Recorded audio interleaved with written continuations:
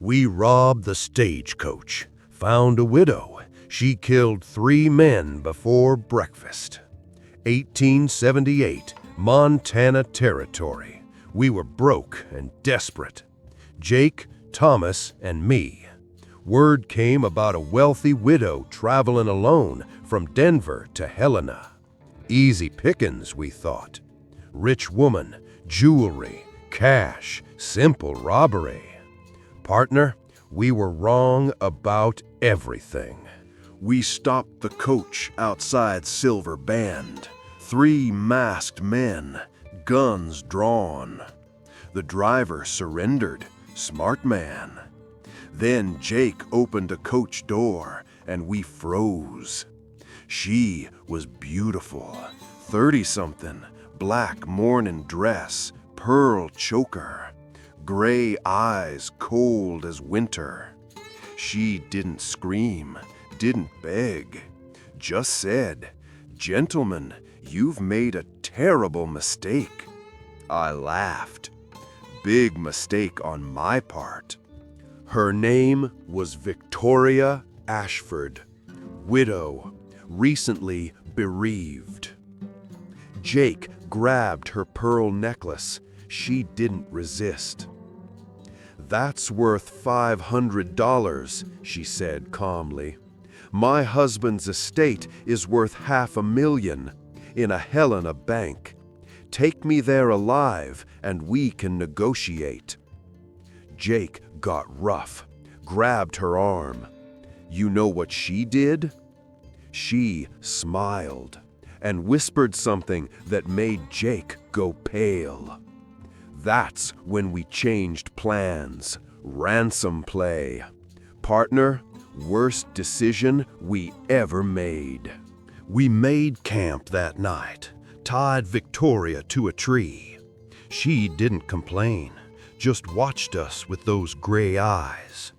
"You should let me go," she said, "while you still can." Jake laughed. "Or what?" Victoria didn't answer. Later, I noticed her hands weren't tied anymore. The rope was loose, like she'd worked it free without us seeing.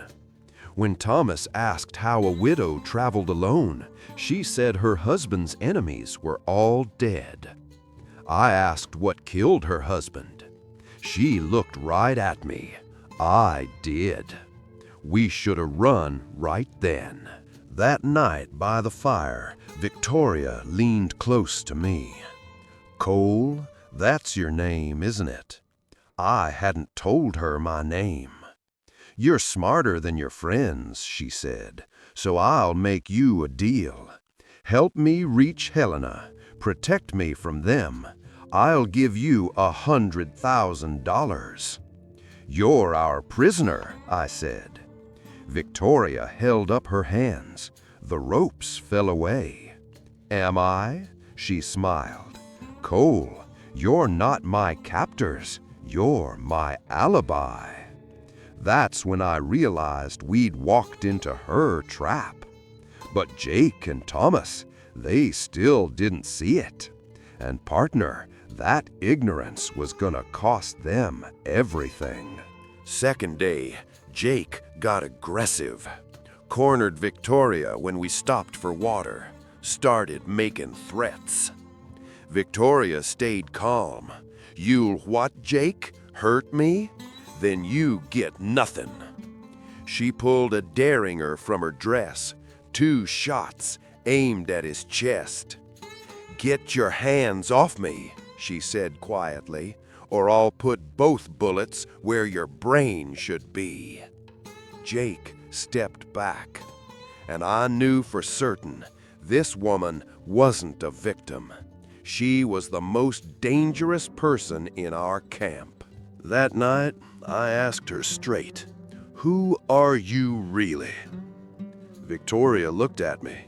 "You want the truth?" "Yeah. My husband was Marcus Ashford, railroad baron.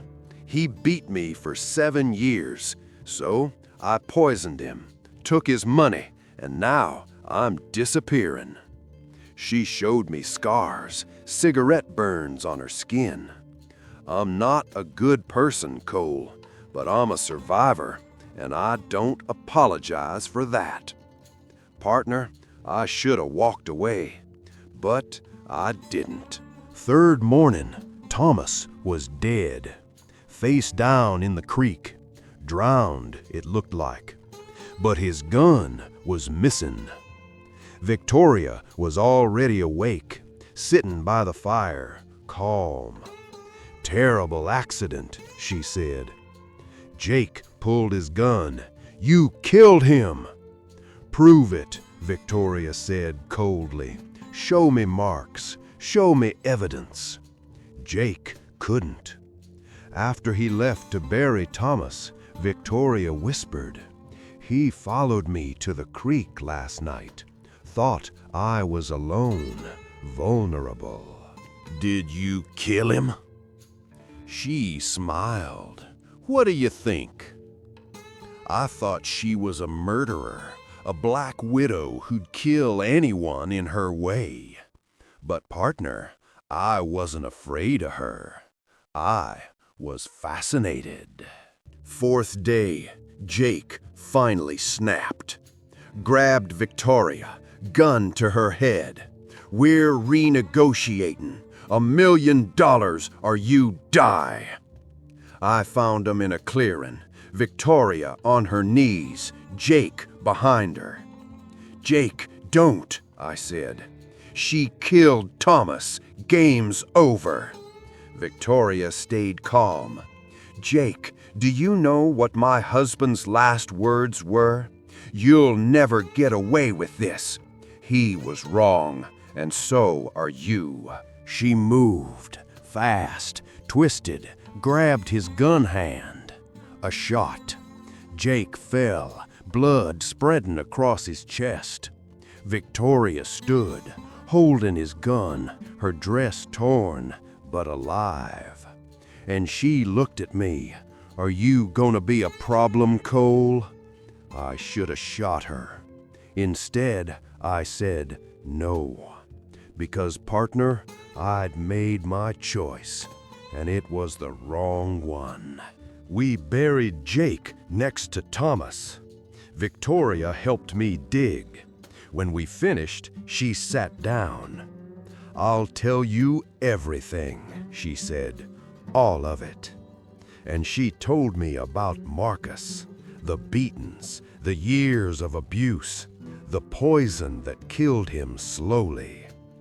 I'm not sorry, she said. He deserved it, and I don't feel guilty. What about us? I asked. You were my alibi. 3 outlaws kidnap a widow? Perfect cover.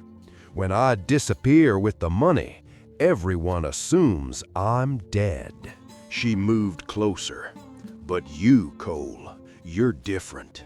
You never hurt me, treated me like a person. She kissed me, soft, brief.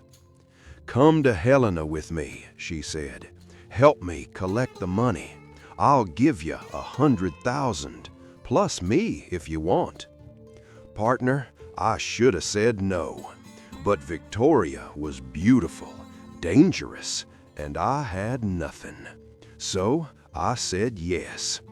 Biggest mistake of my life. 3 days later, we rode into Helena. Victoria walked into the bank like she owned it. 20 minutes later, she came out with a leather satchel. $500,000, she said, cash and bonds. At the hotel, she opened it. More money than I'd ever seen. She counted out stacks. 100,000, as promised. I stared. Why me? Because you never hurt me, she said. You treated me like a person. That's rare. She stepped closer. Take the money and disappear. Or stay with me. We'll go to California, build something together. Partner, I had a choice. Money and freedom, or Victoria and danger. I chose wrong. I woke to an empty room. Victoria was gone. The satchel, the money, everything. A note on the nightstand. Cole, I'm sorry, but I can't trust anyone. The money you saw was fake. Newspaper wrapped in bills. The real money is with me. You were my insurance, my alibi. Thank you. Goodbye. V. She'd played me from the beginning. Every smile, every whisper, all calculated. I should have been angry, but I was impressed. Victoria had beaten the system, killed her abuser, taken his money, disappeared. She was free. And me? Broke, alone, but alive. I could have gone to the law, told them everything, but I didn't. Because part of me hoped she made it, hoped she got her California dream. Partner, that's the truth.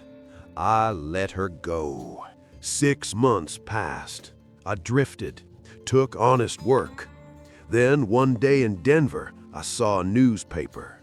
Wealthy widow missing, Victoria Ashford presumed dead, kidnapped by outlaws. She'd done it, changed her appearance, started over. But then I saw another article, back page. Woman found dead in San Francisco, unidentified, apparent suicide, wearing expensive jewelry. My blood went cold. I traveled to San Francisco, bribed the coroner, saw the personal effects. A pearl necklace, broken, Victoria's necklace. She hadn't made it. Partner, I don't know what happened. Maybe someone found her, maybe enemies, maybe guilt. Or maybe she realized you can't run from yourself, can't escape what you've done. Victoria killed her husband, killed 2 men, stole $500,000, and used me as her alibi. She was brilliant, ruthless, tragic, and she died alone in a bay 3,000 miles from home. People ask why I didn't go to the law. The truth? I understood her. Marcus beat her for 7 years, hurt her, controlled her. When she fought back, society called her a murderer. But was she, or just a survivor? Victoria wasn't innocent. She killed, lied, manipulated. But she was also a woman who'd been hurt and refused to stay a victim. That's why I didn't turn her in. That's why when I heard she was dead, I felt sad. Because Victoria deserved better. Better than Marcus. Better than us. Better than drowning in a bay. And she deserved her California dream. She deserved peace. But the world doesn't give women like Victoria peace. It gives them beatings, dead husbands, guilty consciences, and unmarked graves. That's the real tragedy. Not that she was evil, but that she was human. And sometimes, partner, that's the most dangerous thing you can be. I never robbed another stagecoach, took honest work, settled down. But I think about Victoria every time I see a woman in mourning. Here's what I learned. People aren't simple. They're complicated. They do terrible things for understandable reasons. Victoria killed because she was beaten. That's understandable. She killed Thomas in self-defense. She killed Jake the same way. But she manipulated me, used me, stole from me. Was she victim or villain? Both. And that's what makes it tragic. And she was hurt so badly, she became someone who hurt others. And that cycle destroyed her. The stagecoach widow got her freedom, but it cost everything.